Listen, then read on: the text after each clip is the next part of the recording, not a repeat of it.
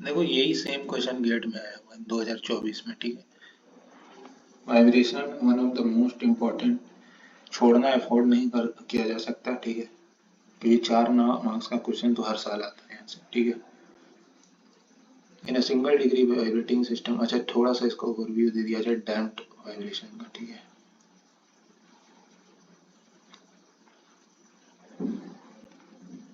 ये spring mass system है,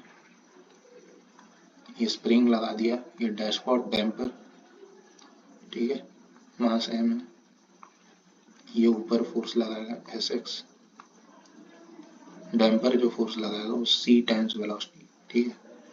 और बाकी डी लैम्बर्ट साहब को बुलाते हैं, तो m x double dot m a, ठीक है। अब ये पूरा सिस्टम आ जाएगा इक्विलिब्रियम में, इसको डिस्प्लेस किया गया है, ठीक है, इसके मीन से एक्स डिस्प्लेस किया गया है, ठीक है। S x plus c times v plus m times x double dot equals to 0, ठीक है। एक्स एक्स, ठीक है, सी वी को लिख दो एक्स डॉट कुछ नहीं है, d by d t of x m x double dot, ठीक है, एम से डिवाइड कर देते हैं,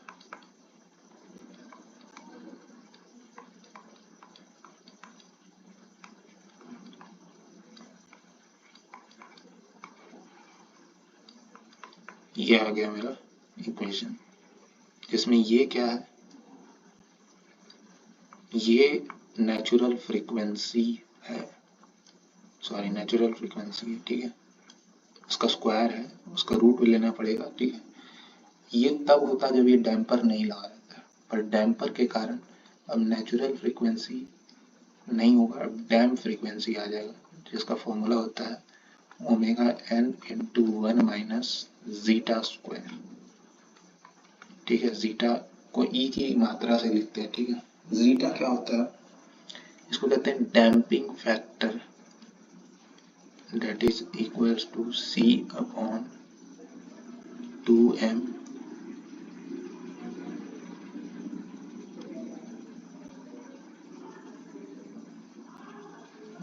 सॉरी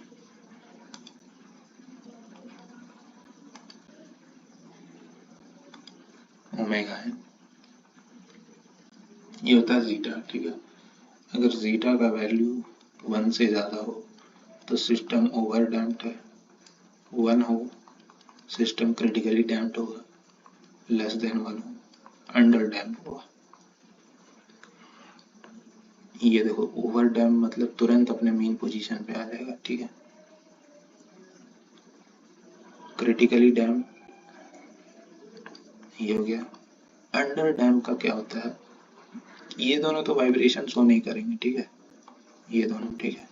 अंडर डैम्प ही वाइब्रेशन शो करेगा, ठीक है, लेकिन डिक्रीज होगा एम्पलीट्यूड को। याद करो जब हम लोग सिंपल स्प्रिंग मास सिस्टम पढ़ते थे तो वहां पे x इक्वल्स टू जो a sine omega T minus five आता था, वो ये जो एम्पलीट्यूड था वो इनफाइनाइट टाइम तक चलते रहता, ठीक है। ये इनफाइनाइट टाइम तक सिंपल हार्मोनिक मोशन करता, क्योंकि कोई ड्रैग फोर्स नहीं है, ठीक है, कोई फ्रिक्शन नहीं है, ठीक है। पर यहाँ ऐसा नहीं होगा, यहाँ एम्पलीट्यूड जो है वो डिक्रीज होगा, ठीक है, एक्सपोनेंशियली, ठीक है।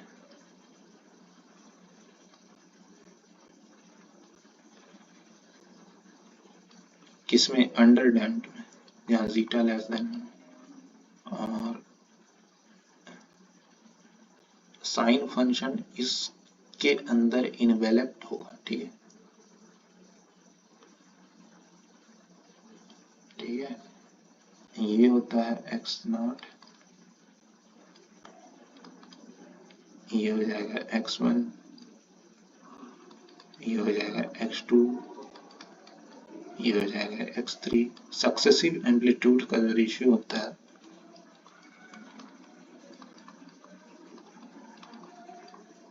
वो कांस्टेंट होता है, और वो किसके बराबर होता है, e का power zeta omega n t t, ठीक है। ये जो टर्म है इसी को कहते हैं लॉगरिथमिक डिक्रीमेंट, ठीक है। तो मेरे हिसाब से इतना नॉलेज पर्याप्त है इस सवाल को सॉल्व करने के लिए, ठीक है। क्वेश्चन में क्या कर रहा है, मास 8 kg है, ठीक है, 30 ऑसिलेशन 18 सेकंड में, तो एक ऑसिलेशन 18/30 सेकंड में, ठीक है। तो ये बेसिकली मेरा क्या आ गया, टाइम पीरियड। फ्रीक्वेंसी क्या होता है, 1 टाइम पीरियड, ठीक है। 30/18 हो जाएगा फ्रीक्वेंसी। तो नेचुरल ओमेगा एन कितना होगा, नेचुरल फ्रीक्वेंसी 2πf।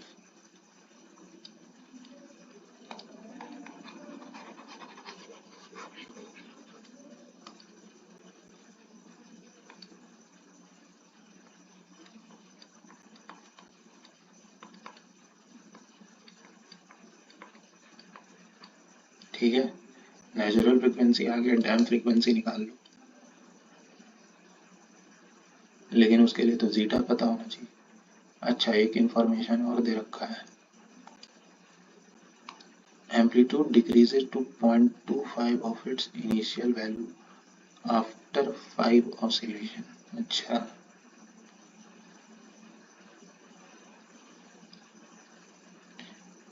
यानी x0/5वां ऑसिलेशन, 1 2, ये एक ऑसिलेशन, दूसरा ऑसिलेशन, ठीक है। ये पहला ऑसिलेशन x0/x4 दे रखा है, ठीक है, 0.25, ठीक है। तो यहाँ x0/x1 into x1/x2 into x2/x3 into में x3/x4 लिख सकते हैं, इज इक्वल्स टू 0.25। x0/x1 कितना होता है, e का power zeta omega n t d, फिर ये भी उतना ही होगा, e का power zeta omega n t d, तो यहाँ 4 zeta omega n t d आ जाएगा, यानी e का power 4 zeta omega n t d को लिख सकते हैं 2π/ओमेगा डी, ठीक है। ओमेगा डी कितना होता है, omega n into 1 minus zeta square, omega n से omega n cancel,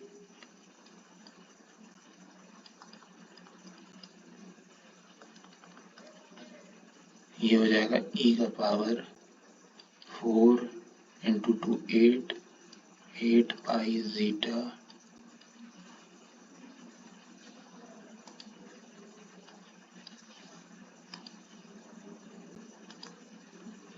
8 pi zeta upon 1 minus zeta square. Okay, तो यहाँ से लॉग ले लो, एंटी लॉग, ठीक है। 8 pi zeta under root 1 minus zeta square is equal to 0.25 ln of 0.25 divided by 8 pi कर दो, ठीक है। Let me bring the calculator.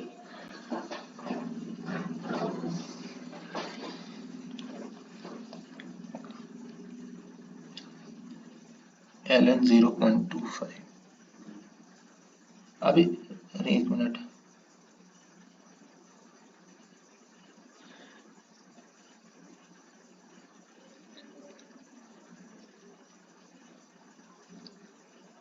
इसके बाद क्वेश्चन में है कुछ नहीं, ऐसे हो गया क्वेश्चन सॉल्व। अब इसके बाद यहाँ से जीटा निकालेंगे, जीटा निकालने के बाद क्या करेंगे, लॉगरिथमिक डिक्रीमेंट आ गया, लॉगरिथमिक डिक्रीमेंट में कुछ नहीं है, वही zeta omega n 4 zeta omega n t d, logarithmic decrement यार ये है, सिंपल सा बात है, इसका वैल्यू दे रखा है ना, ये देखो इस पूरे टर्म का वैल्यू दे रखा है 0.25, ठीक है। तो यहाँ से एंटी लॉग लेंगे, ठीक है, एंटी लॉग लेंगे, ठीक है, और 4 को डिवाइड कर देंगे बस, ठीक है, क्योंकि 4 का फैक्टर नहीं आता था, e का power zeta omega n t d बस, और यहाँ लिखा हुआ है e का power 4 zeta omega n t d, तो यहाँ एंटी लॉग लेकर 4 से डिवाइड कर देंगे, वो आ गया मेरा ये part. Logarithmic damping factor omega n into 1 minus zeta square. Omega n तो पता ही है, यहाँ से जीटा पता लग जाएगा यहाँ से। इसको सॉल्व करना पड़ेगा, ठीक है। और लास्ट क्वेश्चन क्या है, stiffness. First question stiffness of spring है। स्टिफनेस कैसे पता लगे, ओमेगा एन मेरे को पता है, ठीक है।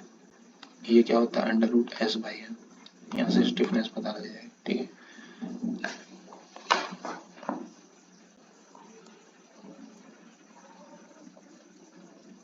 थोड़ा मैं भी कैलकुलेट कर लूँ इसको, ई का पावर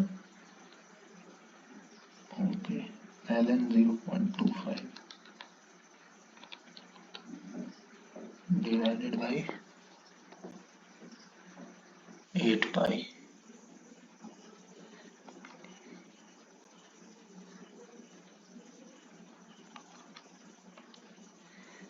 ठीक है।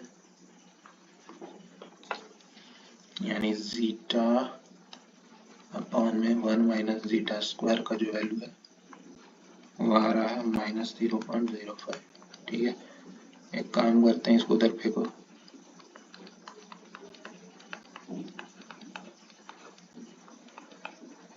स्क्वायर कर दो दोनों साइड।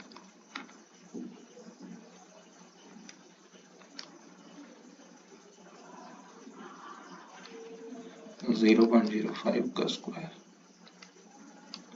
ये आ जाएगा 2.जीटा स्क्वायर 2.5 इंटू 10 की power -3 into 1 minus zeta square, ठीक है।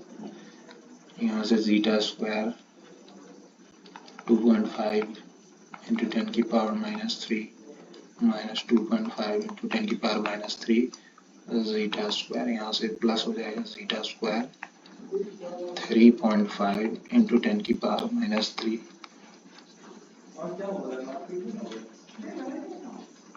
2.5 इंटू 10 की पावर -3, 10 की पावर -3 से -3 कैंसिल आउट, 2.5 डिवाइडेड बाई 3.5 ये जीटा आ जाएगा 5 या 5 7 या, और देखो ऑब्वियसली जीटा का वैल्यू 5/7 आ रहा है जो कि 1 से कम है और होना भी चाहिए, अंडर डैम है और अंडर डैम के लिए ही तो आता है ये सब, ठीक है।